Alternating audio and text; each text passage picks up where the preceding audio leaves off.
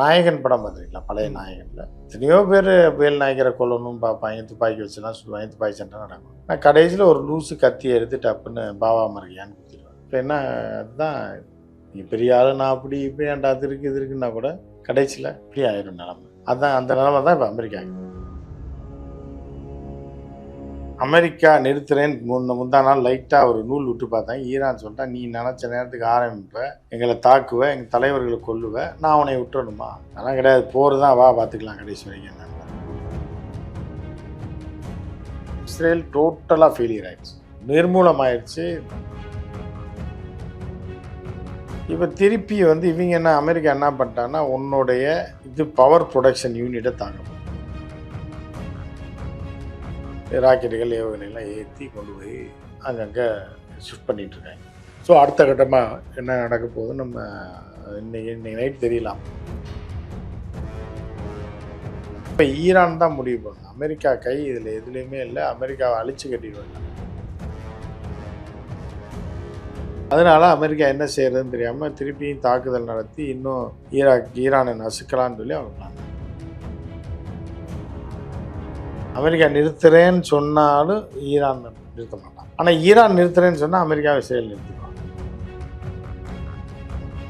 அப்படி என்ன அமெரிக்கா பெரிய பிடுங்குற நாடு, இந்த நாங்கள் அடிக்கிறோம் பார்க்குற எவ்வளோ அடி வாங்கிட்டு இருக்கோம் இல்லையா அப்படின்றது தான் அவன் சொல்கிறான்.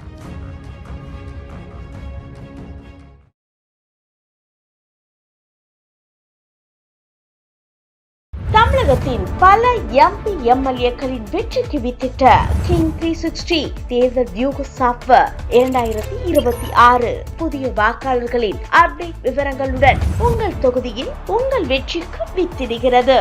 உங்கள் வாக்காளர்கள் தொகுதி, பூத், ஆண், பெண், வயது என பல வகைகளில் ஒரே நொடியில் உங்கள் விரல் நுனியில் bulk WhatsApp, bulk voice call, viral தேர்தல் பிரச்சாரங்கள், ட்ரெண்டிங் செய்திகள் என கிங் 360 தேர்தல் வியூக பணிகள் குறித்த விவரங்களுக்கு உடனடியாக இணைந்திடுங்கள். உலக தமிழர்களுக்கு வணக்கம். இது கிங் டிவி. இன்றைய நிகழ்வில் நம்மோடு அரசியல் விமர்சகர், பத்திரிகையாளர் திரு உமாபதி அவர்கள் நிகழ்வு நினைக்கிறார்கள். சார் வணக்கம். வணக்கம்.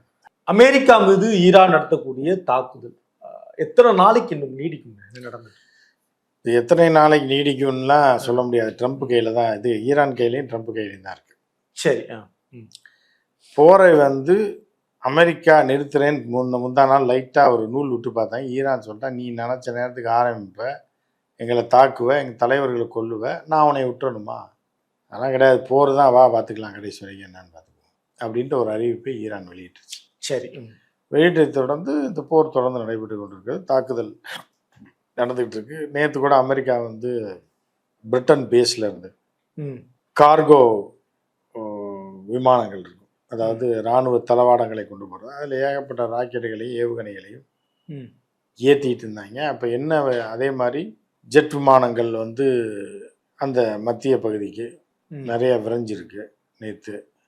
ஸோ அடுத்த கட்டமாக மிகப்பெரிய தாக்குதலில் நடத்த அமெரிக்கா முடிவு செஞ்சுருக்கா, இல்லை சும்மா மிரட்டுதா? இதற்கு அதே மாதிரி ஈரானும் பார்த்தீங்க அப்படின்னா கிட்டத்தட்ட 10,000 கிலோமீட்டருக்கு மேலே போகக்கூடிய பாலிஸ்டிக் மிசைல் அவன்கிட்ட இருக்கான்னு யாருக்குமே தெரியாது. ஆனால் நேற்று நகர்த்தியிருக்காங்க கூட இதுலேருந்து, அண்டர் கிரவுண்ட்லேருந்து ஈரான். ஸோ இப்போ என்ன மாதிரியான தாக்குதல் நடக்க போகுது அப்படின்றது, அமெரிக்கா என்ன விதமான ஆக்ஷன் கொடுக்குதோ அதுக்கு தகுந்த ரியாக்ஷன் தான் வரும். ஈரான் இஸ்ரேல் டோட்டலாக ஃபெயிலியர் ஆயிடுச்சு, நிர்மூலமாயிடுச்சு. அதை 3 நகரங்கள், வடக்கில் இருக்கக்கூடிய ஹைஃபா நகரம், அது முற்றிலும் நேற்று நைட்டு ஃபுல்லாக தாக்குதல். மத்தியில் இருக்கக்கூடிய டெல் அவீவ் சுடுகாடாக போய் கிடக்கு. அதை பற்றிய ஒரு படமும் வீடியோவும் சோசியல் மீடியாவை தவிர எந்த மீடியாலையும் வெளியிடக்கூடாதுன்னு அங்கே தடை இருக்குது. சோசியல் மீடியாவுக்கு ஃபைனு, 5 வருஷம் தண்டனை, தேச விரோதம், இதெல்லாம் போட்டு நேற்றுலேருந்து போட்டிருக்காங்க. நம்ம நாடு தாக்கப்பட்டதோ, நம்ம நாடு நிர்மூலமானதோ, நம்ம நாடோடைய கேவலமான நிலைமையை யாரும் வீடியோ எடுத்து பகிர்ந்தீங்கன்னா 5 வருஷம் தண்டனை, தேச விரோத குற்றம்னு சொல்லி. சரி, அந்த நிலையில தான் இப்போ 3 நகர மக்களை காலி பண்ண சொல்லி ஈரான் நேற்று அறிவிப்பு கொடுத்தது. வடக்கில் இருக்கிற ஹைஃபா, மத்திய பகுதியில் இருக்கக்கூடிய டெல் அவீவ், தெற்கு பகுதியில் இருக்கக்கூடிய பீர்ஷிவா, 3 நகரம். இந்த 3 நகரங்களையும் நேற்று தாக்குதல் நடந்தது. முந்தா நாள் தாக்குதல் நடந்தது. நேற்று நடந்த தாக்குதல் மிகப்பெரிய பாதிப்பு அந்த நகரங்களில் ஏற்படுது, நிர்மூலமாயிடுச்சு இல்லையா? இப்போ திருப்பி இவங்க என்ன, அமெரிக்கா என்ன பண்ணிட்டான்னா, உன்னுடைய இது பவர் ப்ரொடக்ஷன் யூனிட்டை தாக்க போகிறோம். ம். அப்போ என்ன பண்ணுறாங்கன்னா, பவர் ப்ரொடக்ஷன் யூனிட்டில் கை வச்சா கரண்ட் போயிடும். அவ்வளோதான், மக்கள் எல்லா வகையிலையும் ரொம்ப துன்பப்பட வேண்டியது. அப்படி நீ பவர் ப்ரொடக்ஷனில் தாக்குதல் நடத்தின அப்படின்னா, ஆயில் ப்ரொடக்ஷன்னு மிடில் ஈஸ்டில் எல்லா இடத்துலையும் உன்னோட டைப்பில் இருக்கிற இடத்துல பூரா தாக்குதல் பண்ணி நீ எண்ணெய் வளத்தையே நாசப்படுத்திடுவோம். அதை வந்து என்னென்னா பியூரிஃபை பண்ணி பிரிக்கிறாங்கல்ல, பெட்ரோல் கச்சா எண்ணெய் ஆயிலா மாற்றுற நிலைக்கு அதை அழிச்சிருவோம்னு சொல்லியிருக்காங்க ஈரான். அதனால இன்னும் அமெரிக்கா அந்த மாதிரி தாக்குதலை மேற்கொள்ளலை. இன்று இரவு ஏதாவது நடக்கலாம்னு எதிர்பார்க்கப்படுது. ஏன்னா படைகளை நகர்த்தியிருக்காங்க. பிரிட்டனில் இருக்கக்கூடிய பிரிட்டனோட பேஸில் இருந்து அமெரிக்க விமானங்களில் ராக்கெட்டுகள் ஏவுகணைலாம் ஏற்றி கொண்டு போய் அங்கங்கே ஷிஃப்ட் பண்ணிகிட்டு இருக்காங்க. ஸோ அடுத்த கட்டமாக என்ன நடக்க போகுது நம்ம இன்னைக்கு நைட் தெரியலாம். ஒரு வேளை நேற்று அதான் நீங்கள் சொன்ன மாதிரி நேற்று நிதம் கிட்டத்தட்ட போகிற முடிவு கொண்டு வரலாம்ன்றது இந்த முடிவுக்கு அமெரிக்கா மாற என்ன காரணம்? அமெரிக்கா மாறுறதில்ல.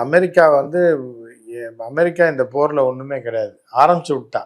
சரி, இப்போ ஈரான் தான் முடிவு பண்ணணும். அமெரிக்கா கை இதில் எதுலேயுமே இல்லை. அமெரிக்காவை அழிச்சு கட்டிட வேண்டாம்.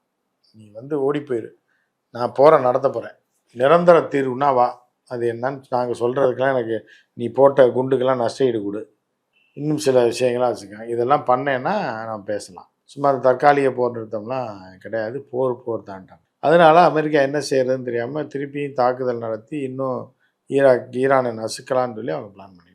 அது ஈரானுடைய பலத்தை குறைப்பது அமெரிக்காவோட இலக்கா இருக்குமா, இல்லை ஈரானையே நம்ம அடிச்சு கைப்பற்றணும்ன்றது அமெரிக்காவோட இலக்கு? ஈரானே கைப்பற்றணுன்றது ஒன்று. அந்த கமேனிகளின் ஆட்சியை ஒட்டுமொத்தமாக நீக்கணும்.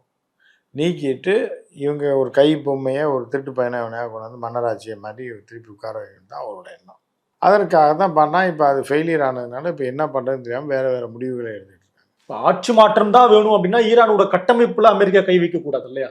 அது தொல்லை பண்ணாமல் இருக்கணும். கட்டமைப்பில் கை வச்சா தான் ஆட்சி மாற்றமே வரும். அங்கே 40-50 வருஷமாக கம்பெனிகள் ஆட்சி, அவங்களோட அரசியல் சட்டங்கள் எல்லாம் மாற்றப்பட்டிருக்கு. அதை எப்படி திடீர்னு மாற்றிங்க ஒரே நாளில் அப்படின்ற ஒரு போக்கு தான் இருக்குது.